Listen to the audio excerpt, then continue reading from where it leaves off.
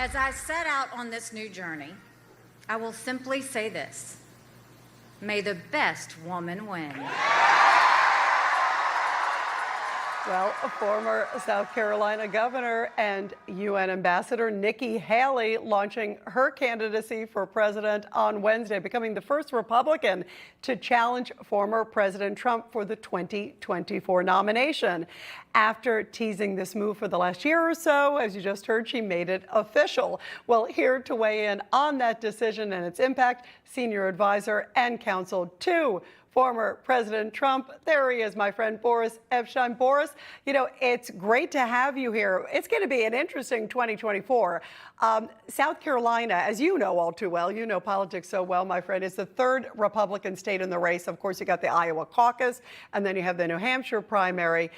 Typically, South Carolina, usually a lot of times the winners that come out of there are propelled.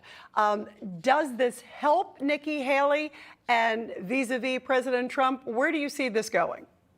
Rita, first of all, I want to say good morning, and it's an honor to be with you and your audience. And second of all, very importantly, I want to point out to the fact that there's absolutely zero chance that Nikki Haley, who has spoken so glowingly of her president, President Trump, said she would never run against him, but now is obviously following her heart but not her conscience, has any shot against President Donald J. Trump, who is going to continue dominating the primary. If you look at the polling just out from Harvard-Harris yesterday, he's up by over 20 points in the polls. He's up by over 20 in South Carolina. President Trump just unveiled his South Carolina powerhouse leadership team, including the Governor McMaster, including Senator Lindsey Graham, including several members of Congress.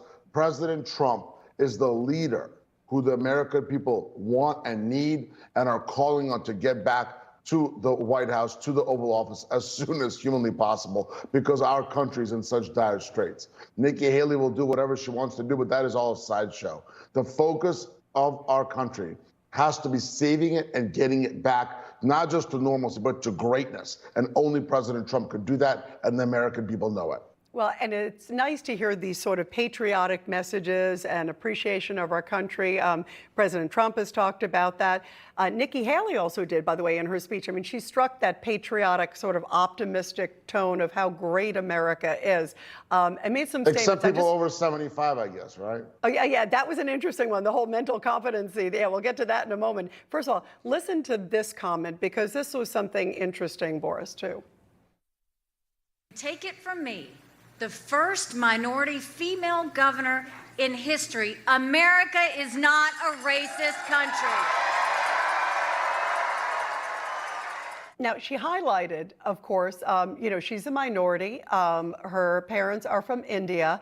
And how important is it to go after the issue of sort of critical race theory? The other thing that I thought was interesting to hear in her speech too also, Boris, she talked about, she gave a great line. It was basically, police, we have your back, and criminals, we have your number. It's refreshing, and it's good to hear politicians talk like that, right? It'd be great if it was from somebody who's authentic and real and hadn't proven that she's left every single position in her career to try to pursue a different one. This is, you know, the Nikki Haley thing, it hasn't caught on, and there's a reason for it, because it's not a serious candidacy. This isn't a serious endeavor. The American people, the Republican Party, the MAGA movement realize that President Donald Trump is the actual leader of our country.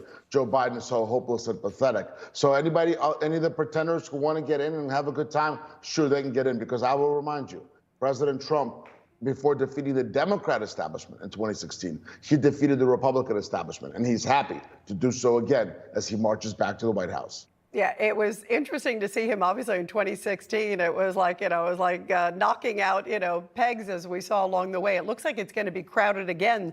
And many people think the fact that, okay, now here's a challenger in Nikki Haley, that this may open the floodgates to others. Do you think we're going to see a lot of them? Will it be sort of a rehash, if you will, or similar, if you will, to 2016? And do you think we'll see DeSantis and maybe even Tim Scott in there, too, as well? You know, that's up to the pretenders. They could do whatever they want as they figure out how to navigate their political careers and position themselves.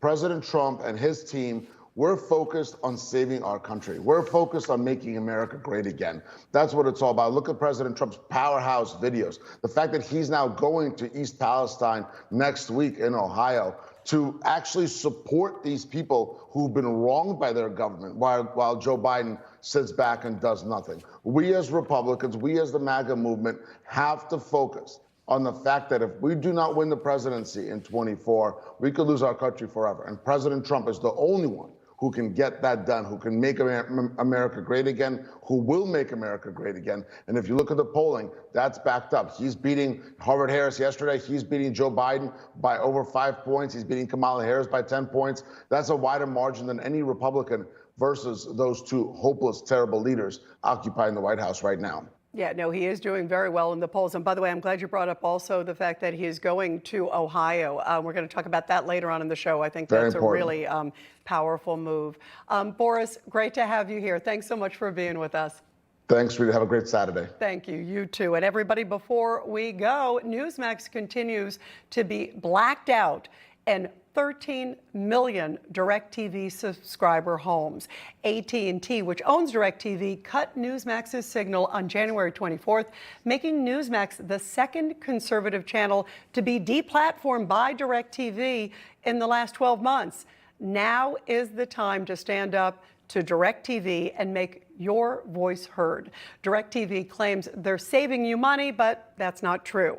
They're keeping 22 liberal news channels that cost you much more than Newsmax. All of them, by the way, have lower ratings. So support free speech and Newsmax. Oppose censorship. Call today. And it takes really just a few minutes. And you can also go onto iwantnewsmax.com and sign our petition, everybody.